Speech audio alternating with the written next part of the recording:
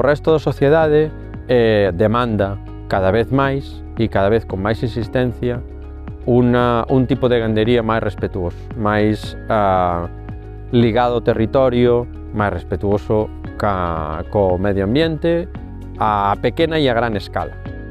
Temos que tender hacia sistemas menos dependentes de insumos externos, que coiden máis a situación propia de cada gandería e que as superficies, o manexo e o respeto final pola terra e o territorio sexan cada vez maiores, xa que dependeremos menos, debemos depender menos de o que veña de fora.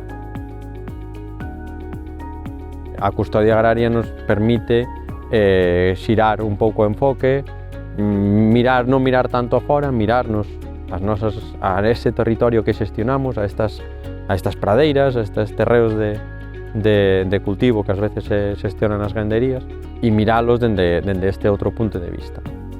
Partindo desa base, achegarnos e coñecer a Asociación Galega de Custodia do Territorio e os seus integrantes pois foi doado, porque xa partíamos dunha linguaxe relativamente común.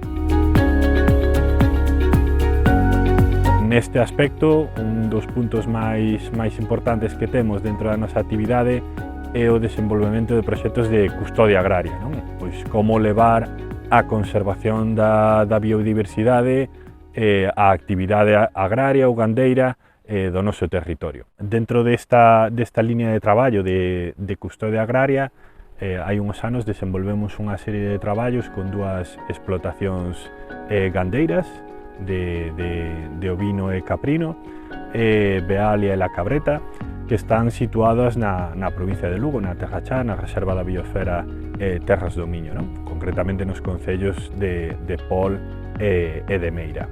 Os traballos que fomos desenvolvendo foron principalmente unha restauración de todos os elementos tradicionais asociados tanto á rega como á división das fincas para, digamos, recuperalos, dotalos da súa importancia, non? Concretamente, fixemos a restauración dunha charca de rega que estaba enormemente colmatada, prácticamente perdía a súa función desde o punto de vista gandeiro, pero tamén desde o punto de vista da biodiversidade, e tamén na cuestión de traballo cos límites das parcelas se traballou moito nos muros e nas sebes, non? Este tipo de actuacións ao final xeneran unha serie de beneficios a múltiples niveles.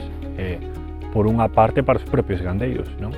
Porque mellora a saúde da súa explotación, entonces son máis resilientes, son máis, digamos, son ambientes máis resistentes a pragas e enfermedades, porque o xenerar diferentes recursos, diferentes microhábitats, digamos, mellórase toda a biodiversidade de fauna beneficiosa, aves, insectos que nos poden axudar en diferentes partes destas explotacións, non?